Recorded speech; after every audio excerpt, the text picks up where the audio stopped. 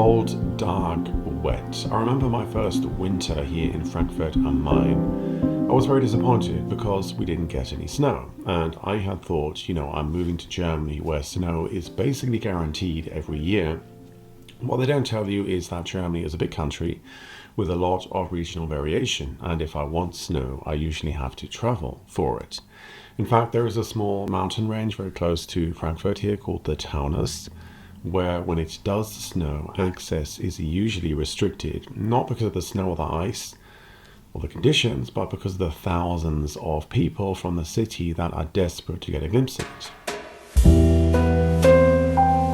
One of the biggest reasons for people to leave the country of Germany is the weather. Those long, dark, cold, grey, overcast, depressing winters is one of the biggest reasons that people list for leaving here. But I have actually learned to love the German winters, and this is what this piece is about. Having grown up in the UK, I'm definitely no stranger to long, dark, cold winters. The British winter can be relentless with incessant rain, damp, foggy conditions, and overcast skies that with time really start to feel oppressive. And you might think, well, Germany is basically the same, or you might think Germany is much, much colder, but the reality is that it is very different depending on where you end up living or staying in Germany. In northern areas like Hamburg or Bremen, the weather tends to be milder, but also a lot wetter and more damp, and actually kind of more similar to the British winter. There's this wet cold that really kind of seems to penetrate any kind of clothing that you can get.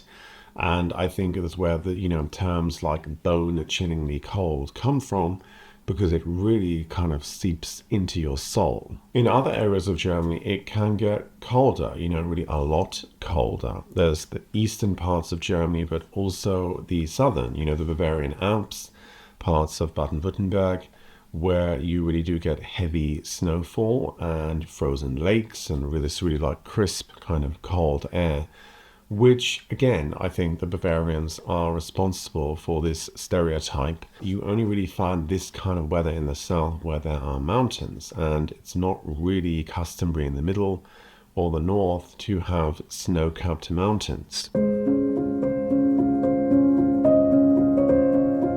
Something that illustrates a key difference between the winter in the UK and Germany, or also other European countries, is this topic of Winterreifenwechsel. So this is a topic of conversation that you will always hear when the winter is coming. You have to change your car tires in Germany. Well, it is a legal requirement.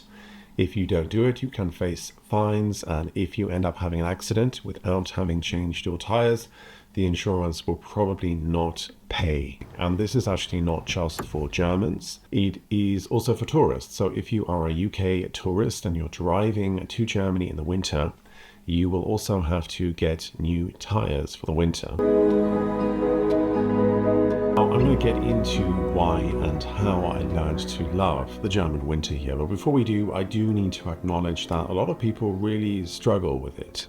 It's not to be underestimated, and I didn't realize it until I'd lived here for a few years, but seasonal affective disorder is something that many people struggle with here. In fact, Germany is known to have one of the highest rates of SAD or SAD in Europe. Given the long periods of grey, cloudy skies and the lack of daylight, it is easy to see why this could be a common issue. And as I said, it's one of the reasons why some people end up leaving the country for good. And it's also a reason why you see a lot of sun-starved Germans in the Canary Islands during winter. The lack of sunlight can reduce serotonin levels, which really affects your mood and energy levels. And it's another reason why doctors usually just kind of generally prescribe vitamin D when you go to visit the doctor, regardless of what your actual ailment is. It's more of an emotional grayness than a physical cold. And yet I just think there are so many reasons to love this season, to love the German winter, to really embrace it and to look forward to it. In the south, you've got this amazing culture surrounding winter sports. Oh my God. Oh, I'm going to have a heart attack. My heart is pounding. I've just climbed up a mountain somewhere in the middle of Austria. You've got the mountains, the snow, you beat out all day on the mountain, and then the evening there's the ski après, which is a whole different culture all by itself. And actually, if you've not heard of this, there is a culture in the south of Germany, also in Austria and Switzerland, which is kind of like wellness winter holidays. So instead of going to a beach resort in the Bahamas, a lot of people in the winter, they like to go to a like mountain spa resort in the snow. And there's just something really very special, almost magical, about being in the mountains surrounded by snow, iced lakes, the sauna, the spa. It's just a really amazing way to completely calm down, for deep relaxation, for introspection, and just really to have a proper rest.